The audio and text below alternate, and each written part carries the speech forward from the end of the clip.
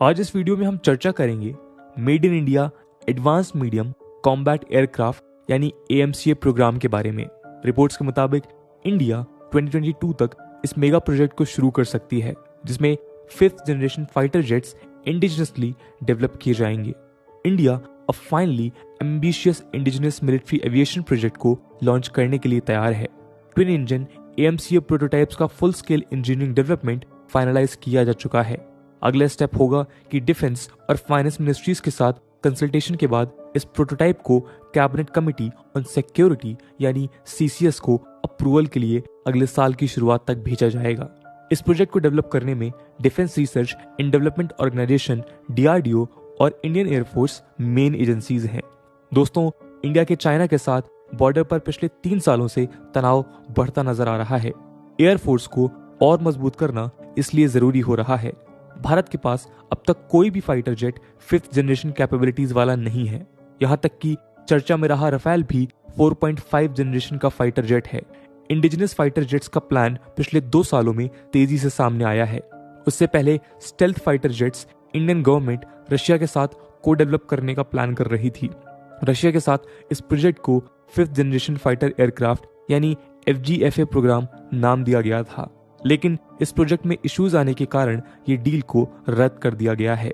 दोस्तों, हम Indian government द्वारा डेवलप हो रहे made in India AMCA jets पर चर्चा करते हुए रशिया के साथ कैंसिल डील को भी डिस्कस करेंगे। Fast developing aerial combat technologies को एम करते हुए इंडिया अपनी एयरफोर्स के लिए एरोनॉटिकल डेवलपमेंट एजेंसी या ADNA advance medium combat aircraft यानी AMCA प्रोजेक्ट पर जोरों से काम शुरू किया है।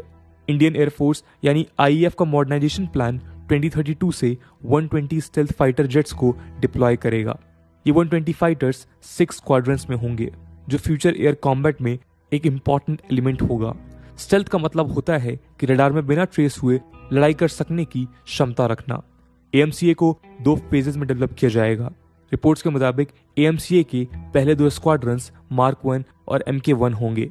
बाकी 4 दूसरे चरण में बनाए जाएंगे, जो Mark 2 वर्जन होगा। Mark 2 में 6th जनरेशन टेक्नोलॉजीज का भी काफी हद तक इस्तेमाल होने वाला है। 6th जनरेशन टेक्नोलॉजीज करेंटली विश्व स्तर पर इस्तेमाल हो रहे किसी भी फाइटर जेट से एडवांस हैं। हिंदुस्तान टाइम्स के मुताबिक इन स्टेल्थ फाइटर्स को अगले 7 से 8 सालों में प्रोडक्शन स्टेज में पहुंचाया जा सकता है। इसका पहला प्रोटोटाइप अगले 2 से 3 सालों में अपनी पहली उड़ान भर सकता है। Mark 1 stealth fighters American general electric 414 engines powered होंगे, जिसे Mark 2 वर्जन में इंडिजिनस इंजन से रिप्लेस किया जा सकता है। DRDO दोस्तों AMCA में ही 6th जनरेशन टेक्नोलॉजीज का इस्तेमाल करने का सोच रहा है और इससे AMCA का एक एडवांस वर्जन बनेगा, जो अनमैन्ड एरियल कॉम्बैट व्हीकल कहलाता है। इस बात की पॉसिबिलिटी है कि AMCA में directed energy weapons, superior anti missile systems, advance missile approach warning systems के साथ साथ अनमैन्ड सिस्टम्स भी लगाए जाएंगे। एक्सपर्ट्स के मुताबिक AMCA प्रोजेक्ट एक क्रूशियल इंडिजिनस प्रोजेक्ट है। गवर्नमेंट के लिए भी डिफेंस सेक्टर का इंडिजिनाइजेशन करना एक टॉप प्रायोरिटी है। इसके लिए 2021 से 22 के मिलिट्री कैपिटल बजट का करीब 63% यानी 70,000 करोड़ लोकली प्रोड्यूस्ड वेपन्स और सिस्टम्स के लिए अलग रखा गया है। इस घरेलू उत्पाद के लिए allocation Tejas LCA, MK1A jets, light combat helicopters, basic trainer aircraft, Arjun MK1A tanks, Astra beyond visual range missiles, Pinaka rocket system and anti tank missiles etcetera की खरीदी को हेल्प करेगा। हम बात कर रहे हैं आने वाले वक्त में एयरफोर्स की मजबूती की। ऐसे में एक सवाल मन में जरूर आता है, करंटली हमारी एयरफोर्स की ताकत कितनी है? दोस्तों, रशिया कोल्ड वॉर के वक्त से इंडिया के लिए बिगेस्ट आर्म्स सप्लायर रहा है। जुलाई 2021 में इंडियन मिनिस्ट्री ऑफ डिफेंस ने रशियन फाइटर जेट्स खरीदने के लिए एक डील साइन की है, जिसकी कॉस्ट है $2.4 बिलियन। इस डील से इंडिया 33 रशियन फाइटर जेट्स खरीदेगा और 59 मौजूदा एयरक्राफ्ट्स को अपग्रेड करेगा।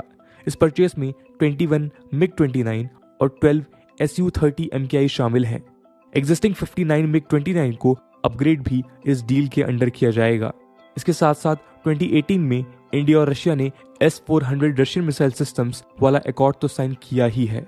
इंडियन एयरफोर्स के लिए रफेल के पहले बैच की डिलीवरी फ्रांस के साथ 2016 में फाइनल हुई थी। अब तक 6 रफेल भारत को मिल चुके हैं।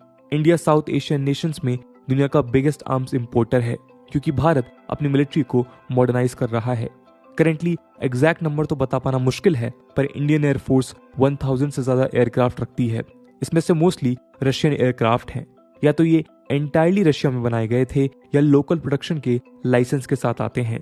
आज भी आईएएफ इन्वेंट्री का बिगेस्ट फ्लीट मिग-21, मिग-29 और SU-30 MKI कैरी करता है।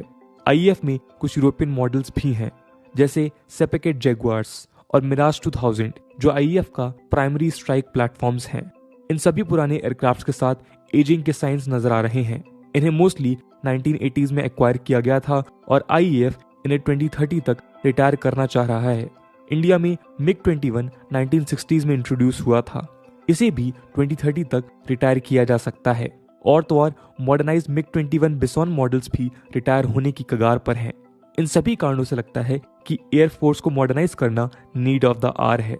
फ्लीट में कई ऐसे जेट्स हैं जो ओल्ड वर्जन्स हैं और नई टेक्नोलॉजीज के साथ कॉम्बैट में पार्ट नहीं ले सकते। इसलिए भी इंडिजिनस डेवलप और AMCA प्रोग्राम भारत के लिए महत्वपूर्ण है। ये इसलिए भी महत्वपूर्ण है क्योंकि रशिया के साथ इंडिया ने FGFA डील को कैंसिल कर दिया है। चलिए देखते हैं कि Sukhoi HAL 5th generation fighter aircraft यानी कि FGFA डील कैंसिल क्यों हुई थी। दोस्तों, India 5th generation fighter jets को लेकर आज से नहीं सोच रहा है। 2007 में रशिया के साथ इंडियन गवर्नमेंट ने एक प्रोग्राम शुरू किया था, जिससे 5th जनरेशन फाइटर एयरक्राफ्ट और FGA प्रोग्राम कहा जाता है। इसमें कुछ देर रशिया के साइड से की गई, वहीं इंडियन गवर्नमेंट के कुछ ऑब्जेक्शंस थे जिन्हें सॉल्व किए बिना इंडियन जेट्स को लेने के लिए तैयार नहीं था। 2007 में शुरू हुई इस प्रोजेक्ट की कहानी में दोस्तों 2018 में रिपोर्टेडली फुल स्टॉप लग गया। इंडियन एयरफोर्स ने इस एम्बिशियस, डिलेड और कई कंट्रोवर्सी से घिरे हुए joint Indo Russian defence programme से विथड्रॉ कर लिया था। रिपोर्ट्स इसी दौरान made in India fighter jets की तरफ भारत का साफ होता एटीट्यूड भी दिखाती हैं। दरअसल रशिया के सुखोई और इंडिया के हिंदुस्तान एरोनॉटिक्स लिमिटेड यानी HAL आपस में मिलकर करीब 127 5th generation fighter jets IAF के लिए बनाने वाले थे। ये डील $25 बिलियन की थी, जिसमें शुरुआती प्रोसेसेस और प्रीलिमिनरी डिजाइन्स के लिए इंडिया ने ₹1500 करोड़ भी दे दिए थे। इस कोऑपरेटिव मॉडल में सुखोई और HAL FGFA बनाने वाले थे, जिन्हें पर्सपेक्टिव मल्टी रोल फाइटर यानी PMF भी कहा जाता है। हालांकि डील के साइन होने के ब्रिंक पर जाकर इस प्रोग्राम को रद्द कर दिया गया, लेकिन ऐसा नहीं है कि डील अचानक कैंसिल हुई। शुरुआत से ही दोनों देश कई मुद्दों पर कंसेंसस नहीं बना पा रहे थे। कई फंडामेंटल एस्पेक्ट्स थे, जैसे वर्क और कॉस्ट शेयरिंग, एयरक्राफ्ट टेक्नोलॉजी और ऑर्डर किए गए एयरक्राफ्ट की संख्या। इन सभी कारणों से न्यू दिल्ली और मॉस्को के बीच डिसएग्रीमेंट पनपता रहा। रशिया के इस PMF का पहला प्रोटोटाइप देखने के बाद आईएएफ को 40 से ज्यादा चेंजेस करवाने थे। इन चेंजेस में प्लेन के इंजन की वीकनेस, स्टेल्थ मोड और वेपन कैरिंग कैपेबिलिटी से रिलेटेड प्रॉब्लम्स एक्सेट्रा शामिल थीं। रशिया ने कहा था कि FGFA का प्रोटोटाइप यानी PAK-FA रशियन एयरफोर्स के लिए सही है। इस बात के कारण इंडियन एयरफोर्स ने नेगोशिएट किया और अपने हिसाब से एक better 5th generation fighter jet बनाने के लिए प्रोग्राम शुरू किया। HAL और सुखोई की नेगोशिएशन के बाद $8.63 बिलियन की डील हुई, जिसमें PAK-FA को इंडियन एयरफोर्स की रिक्वायरमेंट के मुताबिक stealth mode, super cruise speed, networking in real time, airborne radar etcetera शामिल कर बनाना था। आईएएफ ने 360 डिग्री रडार और ज्यादा पावरफुल इंजन की भी मांग की थी, लेकिन इन सभी मांगों पर कोई ठोस कंक्लूजन नहीं निकल पाया और डील कैंसिल हो गई। आईएएफ का कहना है कि PAK-FA एयरक्राफ्ट, जिसे सुखोई 2010 से ही टेस्ट फ्लाई कर रहा है, एक 5th जनरेशन कॉम्बैट एयरक्राफ्ट के लेवल का इंजन भी नहीं रखता है और ना ही उतना स्टेल्दी है। हालांकि एरोस्पेस एनालिस्ट जो PAK-FA का सपोर्ट करते हैं, इस आर्गुमेंट को रिजेक्ट करते हैं। उनके मुताबिक यूएस एयरफोर्स का F-22 रैप्टर एक्स्ट्राऑर्डिनरी स्टेल्थ है, लेकिन वो प्रोडक्टिव नहीं है क्योंकि उसका मेंटेनेंस बहुत ज्यादा है। एनालिस्ट के मुताबिक अब यूएस डिजाइनर स्टेल्थ मोड पर फोकस नहीं करते, इसलिए उनके latest 5th generation fighter jet जैसे F-35 लाइटनिंग सेकंड में स्टेल्थ मोड पर फोकस कम नजर आता है। इसके अलावा वो अब फाइटर के कॉम्बैट एज को बेहतर करने, जैसे कि better sensors, highly network avionics और superior long range weapons etcetera पर फोकस करते हैं। दोस्तों इन सभी बातों के बाद इंडिया में DRDO और इंडियन एयरफोर्स के AMCA प्रोजेक्ट की इंपॉर्टेंस तो है ही। हमें ग्लोबल एडवांसमेंट से सीखते हुए बाकी जगहों पर हुई गलतियों और इनोवेशन से मिलने वाले एज को यूज करते हुए AMCA को दुनिया में सबसे बेहतर प्रोजेक्ट बना सकते हैं। तो दोस्तों ये थी कहानी इंडिया में बनने वाले स्टेल्थ फाइटर जेट्स की। इस पूरे मुद्दे को लेकर आपका क्या ओपिनियन है कमेंट सेक्शन में जरूर बताइएगा। आज की वीडियो के लिए इतना ही। आई होप आपको वीडियो पसंद आई होगी, और अगर पसंद आई है तो अपने दोस्तों के साथ शेयर करना मत भूलिएगा। हम मिलते हैं अगले वीडियो में, तब तक के लिए जय हिंद, जय भारत।